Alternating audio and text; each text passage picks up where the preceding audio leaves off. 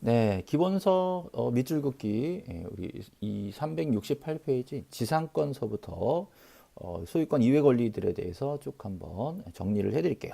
자, 지상권의 개념은 좀 민법 시간에 배우신 걸로 생각을 하고요. 자, 지상권의 객체, 우리 등기 대상에 대해서 토지 특정 일부도 지상권으로 빌 수 있죠. 일부도 가능합니다. 자, 그렇지만 지분에 대해서는 설정할 수 없다라는 거, 이게 되게 중요한 문제죠. 자, 이 토지 특정 일부는 가능하겠죠. 이럴 때는 당연히 도면이 첨부가 돼야 된다라는 것도 자, 생각해 놓으시고요. 자, 여기 올라가시면 이제 지상권에 대한 농지도 역시 가능합니다. 농지 가능해요. 근데 안 되는 게 뭐가 있을까요? 자, 우리 농지에 대해서 자, 전세권 등기를 하겠다. 이건 안 됩니다. 농지에 대한 전세는 안 됩니다. 근데 농지에 대한 지상권은 상관이 없어요. 그죠? 네, 이거. 그 다음에 신청인은 뭐 됐고요. 자, 이거 꼭 외우셔야 돼요. 지상권 설정의 목적과 범위는 반드시 써야 됩니다. 반드시. 필요적 내용이죠. 필요적 내용으로 꼭 써야 된다라는 거죠. 임의적으로 뭐 존속 기간이나 치료도 임의적이에요. 치료도 임의적. 약정이 있으면 쓰는 것이지 반드시 써야 되는 건 아니다라는 거죠. 존속 기간은 뭐 민법상 규정이니까 봐놓으시고요. 다음 넘어가시면 자, 구분지상권은 좀 특이한 내용이죠. 지하 지상 공간에 대한 범위를 정해서 이제 빌리는 거고요. 그죠? 그다음에 여기서는 요 얘기를 꼭 그 말씀을 드리고 싶어요. 이중 지상권이란 건 허용되지 않잖아요. 그죠? 이게 않지만 상하 범위가 중복되지 않는 두 개 이상의 구분 지상권은 당연히 가능하다. 할 수 있다는 거예요. 두 개가 일반 이중 지상권과 구분 지상권이 이중으로 되는 것과는 조금 다르다. 요거는 안 되지만 구분 지상권은 가능하다라고 되어 있습니다. 자, 여기에 좀 넓혀보기에 아주 좀 세부적인 내용들이 나와 있는데 이 내용들은 진짜 어렵게 낼 때 보통 많이 내는 거예요. 그래서 민법 내용일 겁니다. 민법에서 이제 주로 나오는 거니까 저하고는 뭐 자세히 볼 건 아닌 것 같아요. 자, 지역권이 있습니다. 지역권. 자, 지역권에 이제 신청인이 요역지 소유자, 승격 소유자 이렇게 해서 요역지 소유자, 승격 소유자 이렇게 해서 공동 신청이지만 꼭 기억하실 거. 소유권 이외에 소유권자 이외 요역지의 지상지역지 임차권자. 얘네들도 할 수 있어요. 그죠? 물론 뭐 승역지 쪽에서도 꼭 지상 전세권자들이 해줄 수가 있습니다. 그것도 꼭 소유자끼리만 하는 건 아니다라는 거. 요거를 꼭 기억을 해 놓으세요. 독립한 지역권 권리자 될 수 있다. 의무자도 마찬가지고. 그다음에 지역권 설정의 목적과 범위 꼭 써야 되겠죠. 그리고 요역지 표시 꼭 써야 됩니다. 네, 요역지 표시. 요역지, 승역지가 당연히 같이 들어가는데, 자, 요역지는 한 필지 전부여야 됩니다. 그죠? 승역지는 일부라도 무방합니다. 그죠? 이렇게 해서 구별을 해놓으세요. 그죠? 승역지는 일부도 가능하다. 그죠? 그다음에 여기 이제 뭐 임의적 내용 정보는 약정이 있으면 쓴다는 거죠. 약정, 임의적 다 마찬가지예요. 약정이 있으면 쓴다는 거. 그다음에 등기는 승역지 쪽에다가 신청을 합니다. 승역지 쪽에다가 신청을 하는 거예요. 그러면 요역지에다가는 동일한 관할이면 바로 직권으로 들어갑니다. 동일한 관할이라면 승역지 쪽에 등기관이 바로 직권으로 기록을 하고요. 다른 관할이면 알려줘서 통지를 해줘가지고 자, 통지를 받고 통지 받은 쪽 등기관이 역시 등기를 하는 겁니다. 그래서 뭐 굳이 구별할 건 아닌데 어쨌든 이쪽 요역지 쪽에다가는 등기관이 알아서 한다. 우리 승역지 쪽에다가는 이렇게 신청을 한다. 이렇게 구별해 놓으시면 돼요. 자, 변경 말소가 있는데 여기서 이제 제가 좀 체크를 해드릴 게, 자, 요즘은 지역권 등기에 이렇게 지역권자를 쓰진 않습니다. 여기 이제 옛날 견본이라서 이렇게 되어 있는데 손을 잘 안 봐요. 그래서 이건 좀 빼놓으셔도 돼요.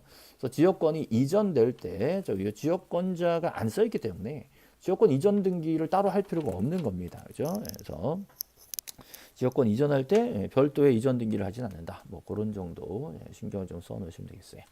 지역권자는 등기사항이 아닙니다. 그래서 목적과 그죠? 목적과 범위 그리고 요역지 이렇게 쓰는 것이죠. 그다음에 동일한 등기소의 경우에는 이렇게 이제 바로 직권 등기가 되고요. 다른 등기소의 경우에는 통지가 와서 통지 받아서 등기를 하도록 이렇게 되어 있습니다. 다음 전세권 등기를 보시죠. 자, 전세권. 전세권은 이제 전세금을 꼭 써야 된다라는 거. 그리고 그 용도에 쫓아서 사용 수익이 한다. 그죠? 자, 이게 지상권 지역권은 목적이 있었잖아요. 근데 여기는 특별한 용도 목적이 없고 용도에 따라서 사용 수익을 하면 된다라는 거죠. 그리고 이제 아주 특이한 거기 때문에 전세금 반환 채권의 담보권적 성격도 같이 가지고 있다라는 것도 뭐 민법 시간에 많이 아시는 겁니다. 자, 전세권은 한 개의 부동산 일부에 대해서도 할 수 있습니다. 전부는 당연하고요. 그죠? 그다음에 이중 전세는 안 되겠죠. 네, 꼭 기억하시고 공유 지분, 농경지에 대해서는 할 수 없다라는 거. 이건 꼭 기억을 해야 되겠습니다. 빌리는 것들은 지분은 못 빌린다는 거 다 아시죠? 그다음에 농지 전세 안 된다는 거 좀 전에 설명드렸잖아요. 지상권에서. 그다음에 여기서 꼭 쓰는 거는 전세금과 범위입니다. 특별히 목적을 쓰지는 않습니다. 전세금과 범위 또는 목적인 범위라고 말할 수도 있어요. 목적인 범위, 범위예요. 그냥 범위. 일부면 뭐 도면이 들어가는 것이고요. 자, 지분에 대해서, 대지권에 대해서 전세는 할 수가 없다. 이거 많이 질문하시거든요. 대지권에 대한 전세는 왜 못하냐? 지분이니까 못하는 거예요. 지분은 못 빌린다. 그래서 만약에 아파트 같은 구분 건물의 경우에는 건물만 전세를 빌리는 거지 지분은 전세를 빌리는 게 아니죠. 용익권적 성격에서 그래요. 자, 넘어가면 뭐 임의적 정보는 뭐 존속기간이니 뭐 위약금, 배상금 뭐 이런 거. 특이한 거는 이제 처분금지 특약이 가능하다는 거. 이것도 특약이기 때문에 임의적 사항이에요. 그래서 원인에 있을 때, 원인 서면에 있을 때, 원인 계약서에 있을 때, 이럴 때 기록을 하는 겁니다. 임의적이니까. 자, 당연히 뭐 주등기로 하는 게 원칙이고요. 자, 전세권도 이전이 되는데, 자, 문제는 자, 전세권 이전 뭐 당연히 부기등기겠죠. 예, 자, 문제는 존속기간이 만료돼서, 자, 존속기간이 만료됐을 때 전세금을 반환받는 범위 내에서는 유효다라고 얘기를 하고 있습니다. 담보권적 성격이 있는 것이죠. 자, 이런 상태에서 만료됐는데도 그 반환 채권의 전부 일부를 양도할 수 있다라는 거, 이게 아주 특이한 겁니다. 그러면 이 양도에 따른 이전 등기를 해줄 수가 있는 거죠. 자, 이전 등기, 그 전세권 일부 이전 등기를 한다라는 것은 전세금 반환 채권의 일부 양도를 원인으로 해서 일부 이전 등기를 할 수가 있다는 것이고, 이 양도액을 기재를 해야 되겠죠. 전세금이 뭐 5억이었는데 그 중에 뭐 2억을 넘긴다 이렇게 양도액을 적는데, 자, 이 경우는요. 자, 여기 되게 중요한 얘기 나옵니다. 전세권 일부 이전 등기 신청은, 자, 이 전세권 일부 이전 등기 신청은 바로 앞에서 여기서 설명드린 대로 전세금 반환 채권 일부 양도 여기 나와야 돼요. 그죠? 자, 그래서 제가 한번 써볼게요. 전세금 반환 채권의 일부 양도를 원인으로 하는 이 말이 꼭 요 앞에 들어가줘야 됩니다. 요 앞에 그런 전세권 일부 이전 등기 신청은 만료 전에는 할 수가 없어요. 그죠? 만약에 존속 기간 중에 전세권을 일부 이전하겠다 뭐 그런 얘기들이야 뭐 일반적인 전세권 이전은 뭐 가능하겠지만, 여기 나오는 전세권 일부 이전 등기 신청은 요 경우에요. 전세금 반환 채권을 일부 양도를 하겠다라는 요걸 원인으로 하는 요거 전세권 일부 이전 등기 신청. 요거는 만료 전에 안 됩니다. 만료 전이라도 예외적으로 소멸했음을 증명하면 가능합니다. 오늘 끝나고 전세금 반환 채권이 생겨야 가능한 거기 때문에 이런 이론이 나오는 것이죠. 그래서 꼭 기억을 해놓으셔야 돼요. 자, 요즘은 근데 약간 뜸하긴 해요. 예전에 많이 나왔는데. 자, 전세권 등기가 나와 있고요. 자, 넘어가면 저당권 얘기가 나옵니다. 자, 저당권 뭐 담보권이죠. 담보권. 좀 민법적 얘기도 이렇게 개념들이 쭉 나와 있고요. 그다음에 뭐 유치하지 않는다. 그러니까 굳이 점유하지 않고도 담보 목적을 달성할 수 있다라는 것이죠. 뭐 민법상 뭐 이렇게 되어 있습니다. 그래서 여기서 꼭 기억하실 건 이제 세 가지 권리: 소유권, 지상권, 전세권. 얘네들이 저당의 객체가 된다라는 거죠. 보통 부동산 소유권을 목적으로 저당을 잡습니다. 그죠? 여기서 자, 여러 개 저당 갈 수 있죠. 당연히 여러 개 부동산 묶어서 공동 저당할 수 있고요. 자, 소유권의 전부 일부. 자, 소유권의 전부 일부. 이게 뭐예요? 지분도 가능합니다. 그죠? 근데 부동산의 일부, 이거는 저당의 객체가 될 수 없다라는 거. 요건 기억해야 됩니다. 당연히 농지도 됩니다. 농지는 전세만 안 되는 거예요. 자, 지상권, 전세권도 당연히 저당의 목적이 될 수 있다. 임차권 안 돼요.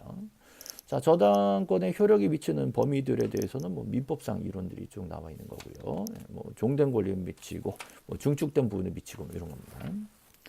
그다음에 저당 설정 등기는 뭐 저당권자랑 설정자랑 같이 하는 거 뭐 일반적인 거고요. 꼭 쓰는 거 채권액과 채무자는 꼭 써야 됩니다. 채권액, 채무자.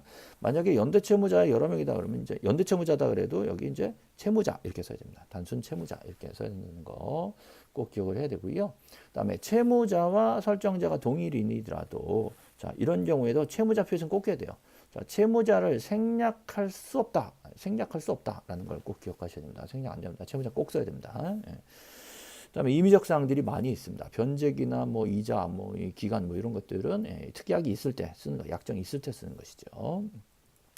자, 당연히 저당권은 주등기로 하지만, 자, 꼭 기억하실 거 지상권이나 전세권 목적 저당이다. 이때는 부기등기로 진행됩니다. 그래서 저당 설정은 주등기, 부기등기 둘 다 가능한 거고요.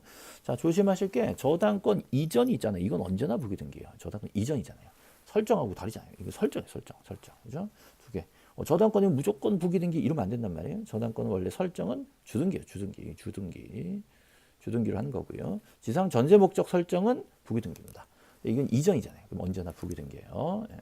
자, 저당권 이전이 여기 나와 있죠. 자, 저당권 이전은 채권이 반드시 수반돼서, 자, 채권이 이전될 때 수반됩니다. 그래서 요거를 분리하면 안 됩니다. 예, 분리해서 담보된 채권과 분리해서 다른 채권 담보를 하지 못한다라는 거, 요거죠.